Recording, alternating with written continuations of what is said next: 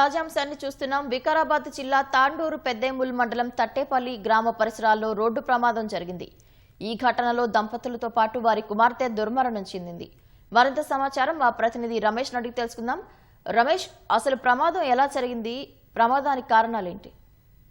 వికారాబాద్ జిల్లా పెద్దమూలు మండలంలోని తట్టెపల్లి గ్రామ సమీపంలో కూడా ఈ రోజు ఉదయం ఘోర ప్రమాదం సంభవించడం జరిగింది. వెంటనే సమాచారం అందుకున్న పోలీసులు ఘటన స్థలానికి చేరుకొని వారి మృతదేహాలను అయితే అక్కడి నుంచి తరలించడం జరిగింది. ఈ ప్రమాదంలో ముగ్గురు అక్కడికక్కడే తీవ్ర గాయాలు కావడంతో కూడా ఒకే కుటుంబానికి సంబంధించిన భార్య భర్తలతో పాటు తన కూతురు కూడా అక్కడే మృతి చెందినట్టు కూడా పోలీసులు ధృవీకరించడం జరిగింది. మరొక కుమారుడు తీవ్ర గాయాలు కావడంతో కూడా వారిని వెంటనే స్థానికుల సాయంతో కూడా ఇటు ప్రభుత్వ ఆసుపత్రికి తరలించడం జరిగింది. ప్రస్తుతం వారి పోస్ట్ మార్టం కోసం అని చెప్పి ఇటు ఆసుపత్రికి అయితే తరలించడం జరిగింది. కానీ ఈ ఘటన లారీ అతి వేగంగా అతి నిర్లక్ష్యంగా రావడంతో కూడా వీళ్ళు బైక్ పై వెళ్తున్న వీరు అతివేగంగా ఢీకొట్టడంతోనే వారు చనిపోయారని చెప్పి కూడా స్థానికులు ఇచ్చిన సమాచారంతో కూడా ప్రస్తుతం పోలీసులు అయితే దర్యాప్తు చేస్తున్నారు.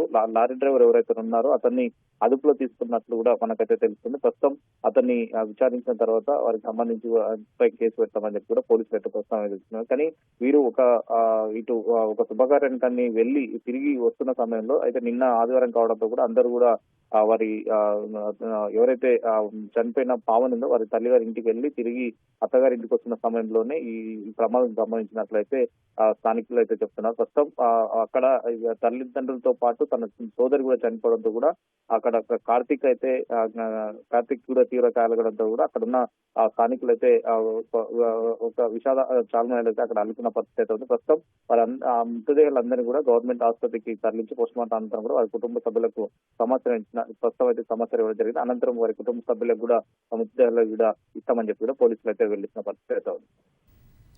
ధన్యవాదాలు రమేష్.